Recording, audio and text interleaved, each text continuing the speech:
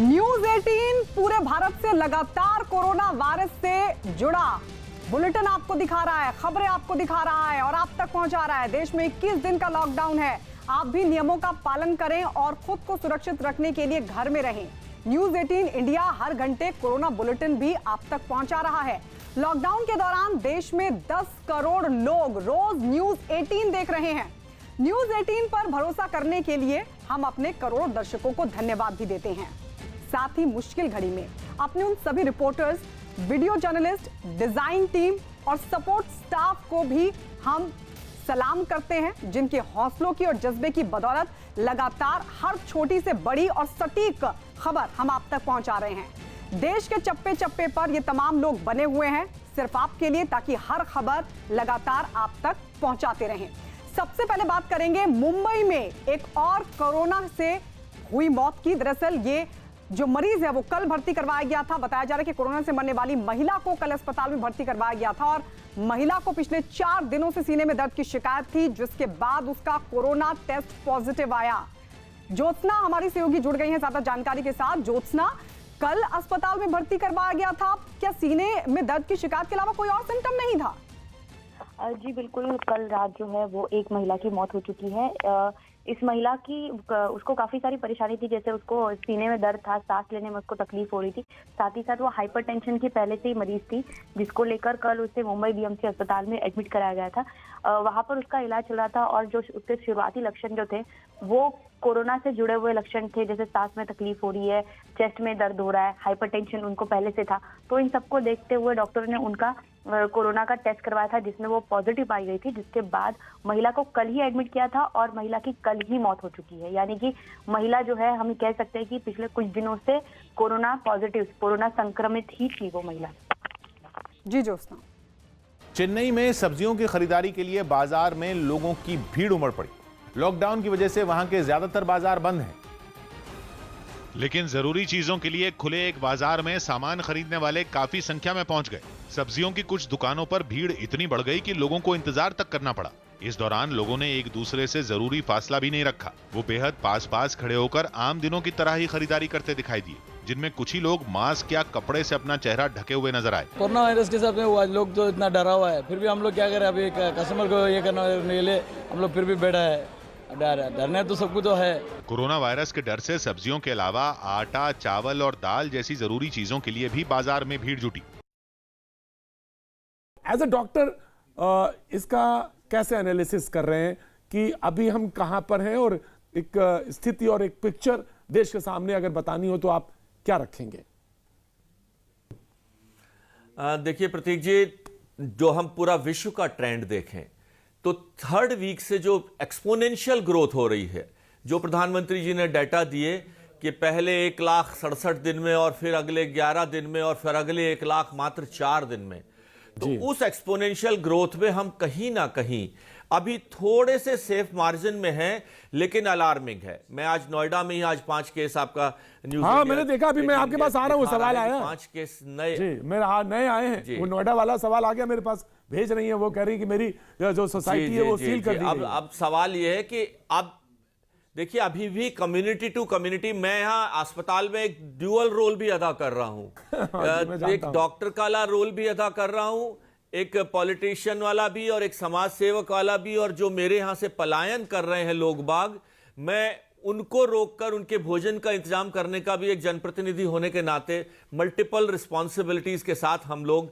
जो आप लोग भी कर रहे हैं आज के समय में, आप लोगों का मनोरंजन भी कर रहे हैं, उन्हें आगाह भी कर रहे हैं, विश्व को सूचना भी दे रहे हैं। मैं आपके आखिरी वाला जो शब्द है उसी पे थोड़ा सा पूछना चाहूंगा। मैं जो आज घूम रहा था, सड़कों पे घूम रहा था, बहुत विद प्रॉपर प्रिकॉशन के साथ। हालांकि किसी ने मुझे अभी थोड़ी देर पहले मैसेज किया कि मैं आपको N95 भेज रही हूं, आप वो मास्क लगा लीजिए। तो मैंने कहा अच्छा ठीक है, मैं आप भेजिए, मेरे पास नहीं था आज। तो उन्होंने कहा आपको दे रहा हूं, आप उसको लगाइए, उसके बाद जाइए। मैं ये जानना चाहता हूं आपसे कि जो खासतौर से पलायन वाला आपने बात कही, प्लीज इनको रोकने के लिए जो भी भरकस हो सके, जो भी मदद आपने, हालांकि एक बहुत अच्छा किया है कि आपने ये जो बोला कि हम किराएदारों को कह रहे हैं कि मकान मालिक 1 महीने का किराया ना लें, ये बहुत अच्छा फैसला है। कम से कम उनको एक थोड़ी सी तसल्ली तो मिलेगी, ये बहुत अच्छा फैसला है। नहीं प्रतीक जी, हमने एक और एश्योरेंस दिया है कि मेरी इस कॉन्स्टिट्यूएंसी की, मैं सब लोग अपनी ये जिम्मेदारी ले रहे हैं कि मैं अपने इस गौतम बुद्ध नगर में किसी को भूखा नहीं सोने दूंगा। मैं का मतलब महेश शर्मा नहीं, हाँ, सारे लोग, हम मिलकर सब ये प्रयास कर रहे हैं कि हम सब मिलकर किसी को एक को भूखा नहीं सोने देंगे। आज पूरी एनजीओज, पूरे शासन प्रशासन, राजनीतिक पार्टियां, सब लोगों ने ये संकल्प लिया है। और लेकिन मैं बताना चाहता हूं अपना अनुभव। अभी जब मैं रास्ते में से आ रहा था तो 5 लोगों का ग्रुप बोले जी मैं धौलपुर जा रहे हैं, एक ग्रुप बोला जी हम गोरखपुर जा रहे हैं, कहां शायद वहां से बस जाएगी, बोले गोरखपुर पहुंच जाएंगे। मैंने कहा क्या वही गंतव्य? नहीं, बोले वहां से हमें मोतिहारी जाना है। तो बोले वहां से तो योगी जी हमारे अपने हैं, योगी जी हमें मोतिहारी पहुंचा ही देंगे बिहार किसी न किसी तरह से। तो ये जो एक भाव पैदा हो गया है कि वहां बस मिलेगी, वहां बस मिलेगी, लोग 400-500 किलोमीटर की यात्राएं कर इसको हतोत्साहित करना है डॉक्टर साहब, इसको हतोत्साहित करना है, बिल्कुल रोकना है किसी भी तरह से। इसको आप जो मतलब जो स्टेप्स उठाने पड़े उसको रोकना है। जी जी, इसमें आपका मीडिया का भी बहुत बड़ा रोल हो सकता है कि हम उसकी फोटो के साथ साथ ये दिखाएं। हो सकता है वो बीमारी लेकर अपने साथ उस गांव में जा रहे हैं, यही हो रहा है, ये दिक्कत और उस आएगी। गांव में अगर फैल गई तो वहां इलाज की भी सुविधा नहीं। हाँ जी, यही दिक्कत है। ऐसा डॉक्टर मैं मानता हूं आप डॉक्टर की तरह इसको बेहतर जानते हैं, समझ रहे हैं चीजों को।